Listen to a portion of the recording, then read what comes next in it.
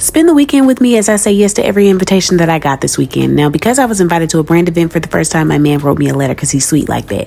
This was me mentally preparing for the weekend ahead, honey. My in-laws were in town. My friends were coming in town to celebrate a birthday. I got invited to the Reset conference, also to TikTok shop events. Now, while I get dressed for the first event, let me give you a rundown of the schedule of this weekend. It's Friday. My in-laws are in town. Okay, my mother-in-law has been here for the entire week, but my father-in-law has come down to pick her up, but he's also going to spend the weekend here with us, okay?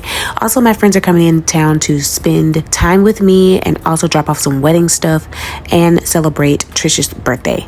Now, as a self-employed work-from-home girlie, you can imagine the anxiety that I had getting dressed this morning when I found out that I was going to have to people all weekend, okay?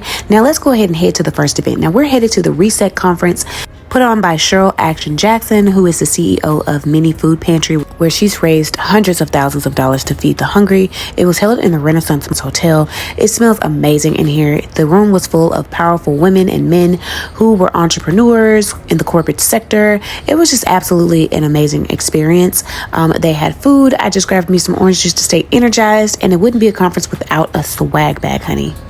I was super excited to meet Lisa Beasley, and I'm so glad that she was one of the hosts because she really brought the energy. The music was playing, so I said, okay, I'll dance to it. So my name is Corporate Erin, and I'm the manager for the managerial logistics for management and management.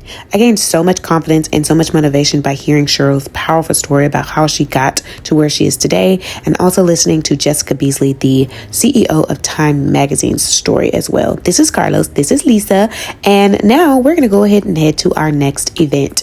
And I had to pee, so I just had to show y'all these beautiful mirrors inside this bathroom. I will be having a staycation here. Then I went to go scoop up my cousin Mandy. Hey girl! And we're heading to the first TikTok shop pop-up event, and we got stuck on the elevator. We literally were cracking up because we were like, not us getting stuck on this elevator. But as I mentioned before, this was my first brand event.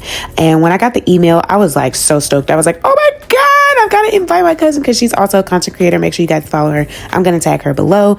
After that, I drove back to my house, got ready for the private dinner, headed back to the event space, and had an amazing time there, meeting so many of the creators.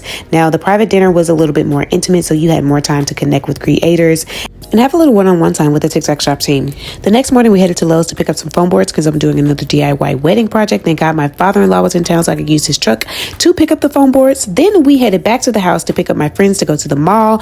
And I just want to know how these two wanted to go to the mall, but I was the one that left out the mall with the most bags and spent the most money. How does that work? I really have a problem and I really need to do better. My 35-year-old self after the mall was beat, baby, if you could imagine. But nevertheless, we got dressed again, went on out to celebrate Trisha's birthday to get some food. And I took them to the Cowboys Stadium in Frisco. I think that was Frisco. I don't know. And we went to my favorite spot, Common Table, and we got these drinks called the Skittles Sangria. But baby, they didn't have no alcohol in them, so we just drank juice all night. And then the next morning, I had to wake up super early at the butt crack of dawn, slip a note in my man's suitcase because he was going on a work trip, so I had to drop him off at the Dallas Love Field Airport. Hi, honey, if you're watching this, I missed you already. Hurry back. Then I had to drive back home, get my friends ready to send them off because they were going back to Mississippi.